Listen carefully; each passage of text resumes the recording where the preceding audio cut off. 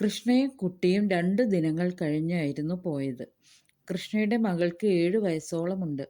കൃഷ്ണയെ ഒളിപ്പിക്കേണ്ടതുകൊണ്ട് പാറുക്കുട്ടി മാധവന്റെ സമീപത്തേക്ക് പോയതേയില്ല. പകരം കൃഷ്ണ തന്നെയായിരുന്നു ഭക്ഷണം കൊണ്ടുപോയി കൊടുത്തത്. മാധവന് കൃഷ്ണയുടെ സാമീപ്യം തീരെ സഹിച്ചിരുന്നില്ല. പാറുക്കുട്ടി എത്രയോ അടക്കവും ഒതുക്കവുമുള്ള സ്ത്രീയാണെന്ന് അയാൾ ഓർമ്മിച്ചു. മാധവൻ തന്റെ ഡയറിയിൽ ഒരു കൂട്ടം കുത്തിക്കുറിച്ചു. നിശാഗന്ധികൾ പൂക്കുന്നത് പാതിരാവിലാണ്. ദേവനു വേണ്ടി കാണാൻ മാത്രം. അല്പസമയമേ ആ പൂവിന് ആയുസ്സുള്ളൂ. മറ്റാരും കാണാതെ അവ കൂമ്പിയടയും. സുഗന്ധം പരത്തി അവ മറഞ്ഞു കളയും. മാധവന്റെ മനസ്സിൽ നിശാഗന്ധി സുഗന്ധം വാരി വിതറി. അയാൾ ഡയറി അടച്ചുവെച്ചു. ചാരുവിന്റെ ഭിത്തിയിലുള്ള ജലഛായാചിത്രം ഒരു ടവൽ കൊണ്ട് മറച്ചിട്ടു. ചാരുവിന്റെ ഓർമ്മകളെ മനഃപൂർവ്വം ഓർക്കാൻ ഇഷ്ടപ്പെട്ടില്ല. മറ്റാരും അറിയാതെ താനും തൻ്റെ ഒപ്പോളം ചേർന്ന് ഒരു നാടകത്തിൻ്റെ തിരശീല ഉയർത്തുന്നു. ശരിക്കും ഇതൊരു തെറ്റല്ല. തൻ്റെ വംശങ്ങൾ ഒരു തരത്തിലല്ലെങ്കിൽ മറ്റൊരു തരത്തിൽ പിന്തുടരുന്ന വൈകൃതങ്ങൾ.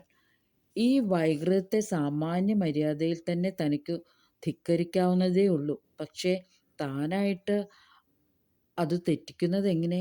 ഓപ്പോളെ ധിക്കരിക്കാൻ തനിക്കു കഴിയില്ല. അയാൾ ചിന്തയിലാണ്ടു. പാറുക്കുട്ടി പരമനോട് അല്പനേരം തൻ്റെ ഉള്ളു തുറന്ന് സംസാരിച്ചു. എത്രയൊക്കെ സ്വത്തും പണവും കണ്ടാലും ഞാൻ പഴയ പാറുക്കുട്ടി തന്നെ. പരമേട്ടന് എന്നിൽ വിശ്വാസമില്ലേ? ഞാൻ അല്പ ഭക്ഷണം കൊടുക്കുന്നല്ലേയുള്ളൂ. അവൾ പരമാർത്ഥം പറയാൻ ശ്രമിക്കുകയാണ്.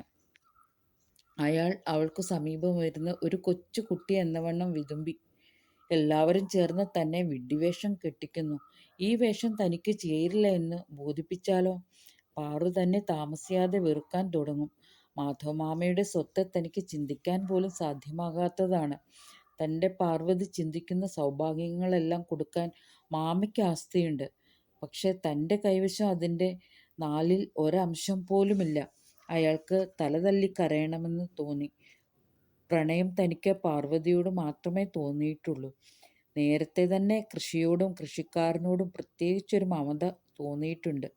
അത് തൻ്റെ ജീവിത വഴിത്തിരിവ് ആകുമെന്ന് സ്വപ്നേബി കരുതിയില്ല. പഠിക്കാനുള്ള കഴിവുണ്ടായിട്ടും കൃഷിയും മണ്ണും തന്നെ മാടി വിളിക്കുകയായിരുന്നു. മനസ്സറിഞ്ഞ് പണിയെടുത്താൽ മണ്ണിൽ പൊന്നു വിളയിച്ചെടുക്കാമെന്ന് കണ്ടറിഞ്ഞു. എത്ര വേണമെങ്കിലും മാമ തന്നെ പഠിപ്പിക്കാമെന്ന് പറഞ്ഞെങ്കിലും ആ വശത്തേക്ക് താൻ ശ്രദ്ധിച്ചതേയില്ല. ഈ മണ്ണിന് എത്രമാത്രം കഠിനാധ്വാനം ചെയ്താലും മാമയ്ക്കുള്ള സ്വത്തിൻ്റെ അത്രയും തനിക്കുണ്ടാക്കാൻ സാധിക്കില്ല.